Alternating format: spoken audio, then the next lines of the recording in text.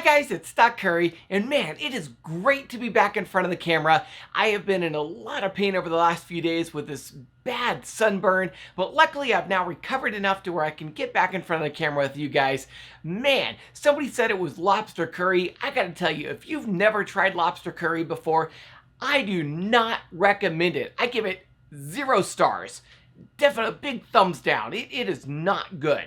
Do not try lobster curry. It is not very good at all. Okay, today we've got some really important news to talk about. There were some crazy, insane numbers that came out today on AMC, and man, you've got to hear this. I mean, it is crazy, crazy, crazy, crazy. It could show that AMC short interest is as high as 83%. I can't even believe we're talking about this. I cannot believe these numbers were released, but if they're true, this is going to be a huge disruptor for what we know about AMC. So we're going to talk about all that today. I'm also going to talk about the markets overall and the Fed and what they said today and what that's going to kind of do for the markets going into the future. But first of all, there are a lot of new subscribers to this channel. So if you have subscribed to this channel over the past few days and you haven't seen my smiling face, welcome to the channel. For those of you guys who are new to this channel, my name is Stock Curry. I used to work as an analyst for some large investment banks, and now I analyze stock picks from the top 10 YouTubers. Each day, I give you the cliff notes on every single stock pick from the top 10 YouTubers in one concise video, and I also give you my analysis on their stock picks. If any stock I talk about today piques your interest, make sure you pay attention to who I say mentioned that stock, and then go watch that YouTuber's video to get the full details on what they said. Now, all I ask for putting all of this together for you guys is that you hit that like button, subscribe, click the bell icon, and then click all so that you can get notified when I release my next video. In fact, I'll give you 5 seconds to do that right now.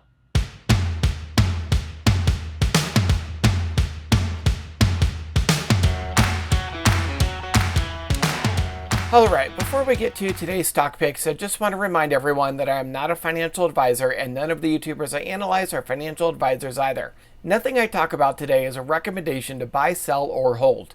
These are just my opinions which may or may not be accurate.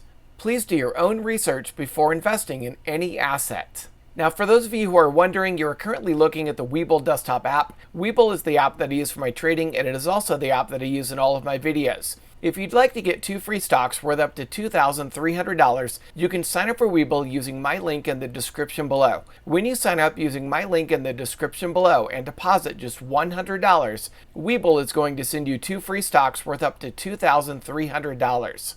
Alright, let's talk about the markets and talk about what the Fed said today.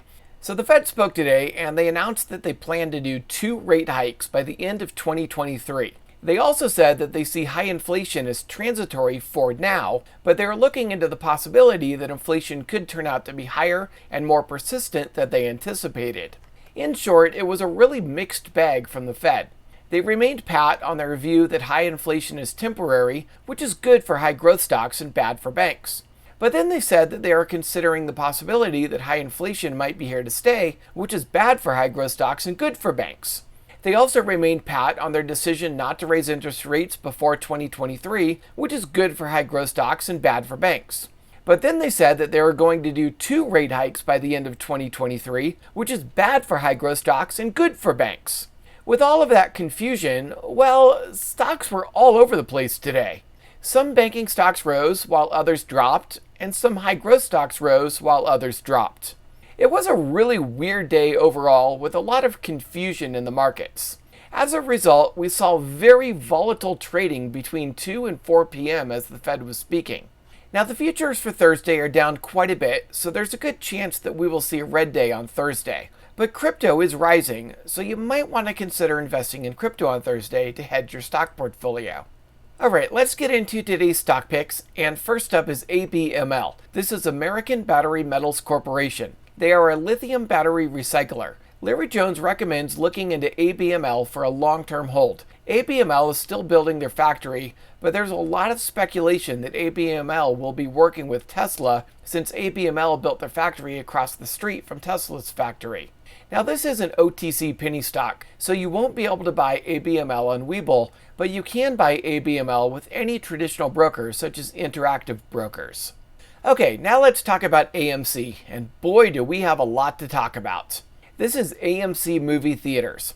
Yesterday I said that I would not be surprised to see short sellers use the Fed speech as an opportunity to short AMC and push the stock price down even further. That is exactly what we saw today. AMC dropped over 6% today, down to $55.18. We also saw that the number of shares available to borrow has dropped to 2.4 million, which means the short interest rose, which I also predicted would happen today. For the remainder of this week, I think we'll see a lot of continued volatility on AMC, with AMC closing this week out just under $60, or if short sellers and market makers can pull it off, just under $55.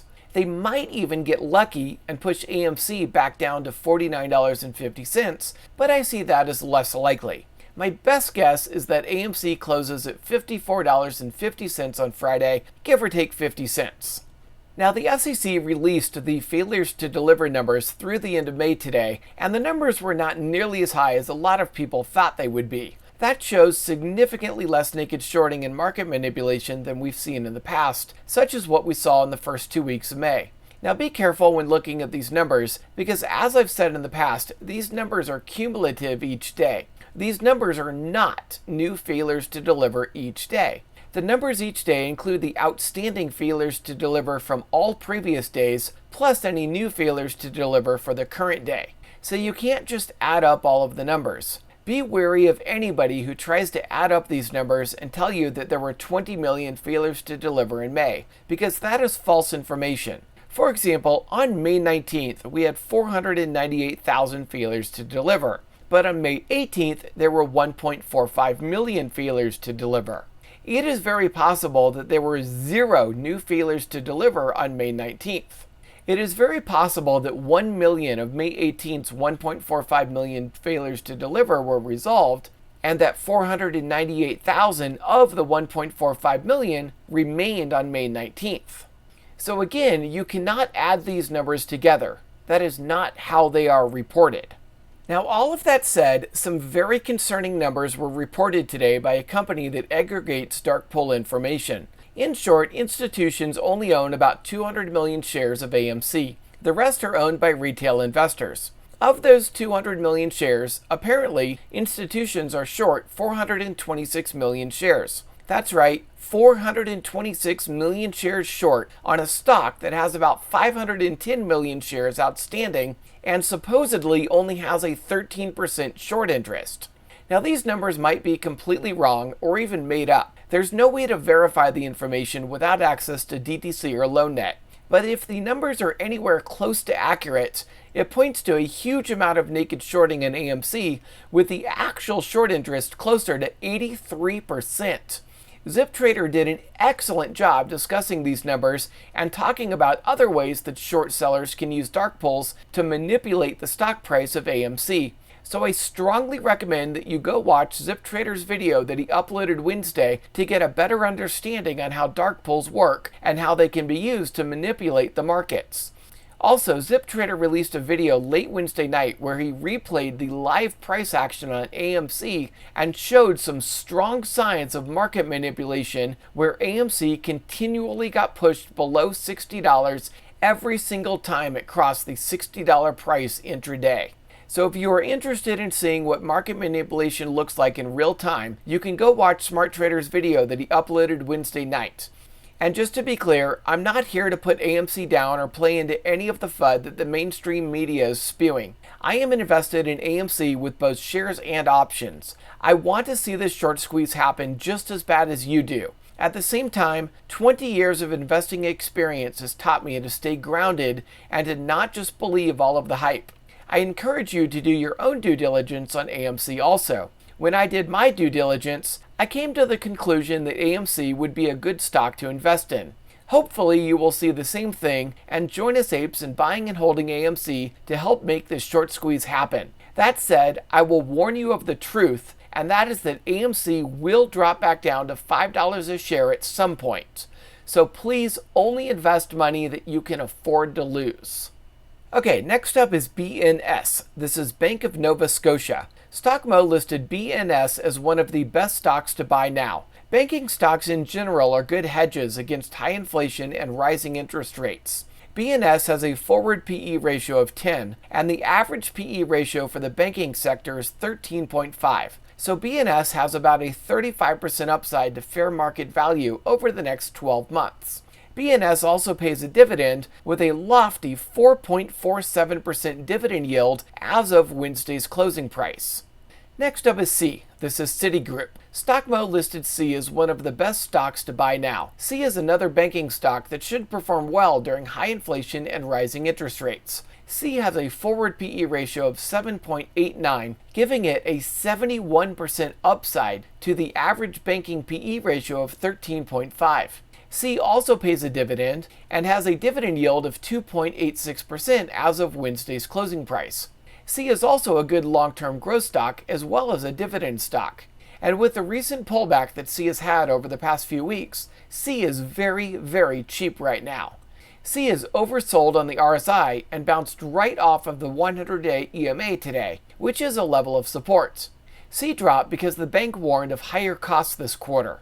I personally think the sell-off was an overreaction though, and I think C is bottomed out here.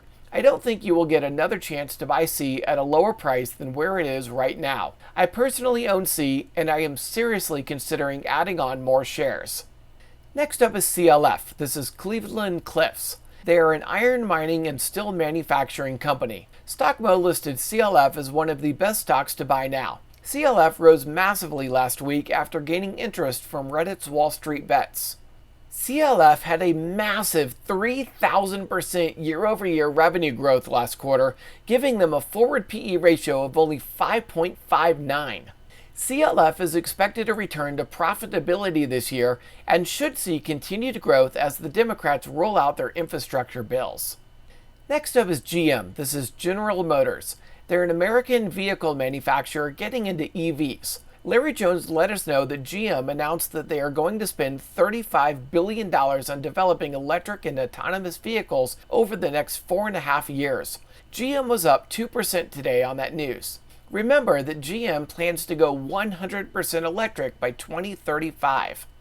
Next up is GS. This is Goldman Sachs. StockMo listed GS as one of the best stocks to buy now. GS is another banking stock that should perform well during high inflation and rising interest rates. GS has a forward PE ratio of 8.35, giving it a 62% upside to the average banking PE ratio of 13.5.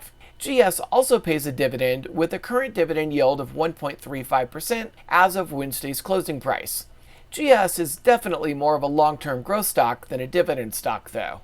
Next up is NIO. This is NIO, and they're a Chinese EV manufacturer. Today, StockMo reiterated that NIO is in a little bit of a pullback here, and you might be buying a little high in the short term. But in the long term, even $46 is a great price. He reiterated his $60 price target for the end of this year and his $90 to $100 price target for the end of next year. Larry Jones gave a slightly higher price target of $75 by the end of this year. Next up is PLTR. This is Palantir. They're a data analytics company. Tom Nash reviewed an interview that the CEO of Palantir did today.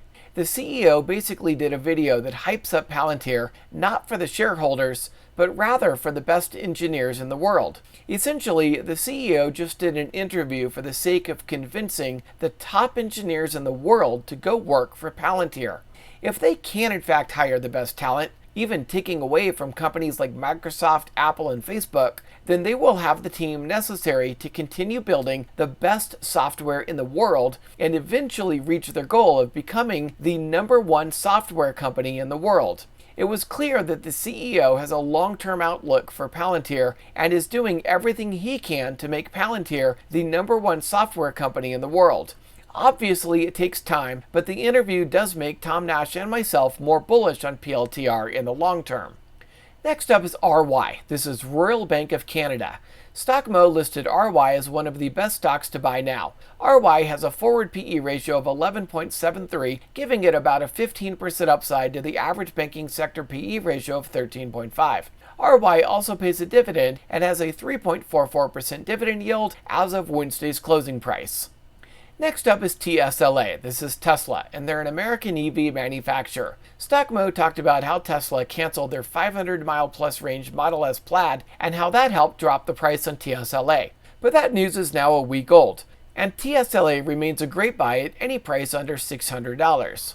Now, as we can see with the purple lines, TSLA is in consolidation right now. I do expect TSLA to break out of consolidation sometime in the next few days, and if it breaks out to the upside, then that could be the beginning of a new bull run for TSLA. TSLA is very close to maintaining this very long upward trend line that you can see here in blue. So TSLA remains bullish in the long term, as well as cheap in both the short term and long term. Alright, I hope you enjoyed this video and got a lot out of it. Comment down below what your favorite stock pick is. And if you want to get some free stocks, sign up for Webull using my link in the description below. When you sign up and deposit just $100, Webull's going to send you 2 free stocks worth up to $2,300. They're also going to give me 1 free stock, so it helps you out and it also helps the channel out. Finally, remember to hit that like button, subscribe, and click the bell icon if you haven't already. I hope you have a lot of success trading, and I will see you tomorrow.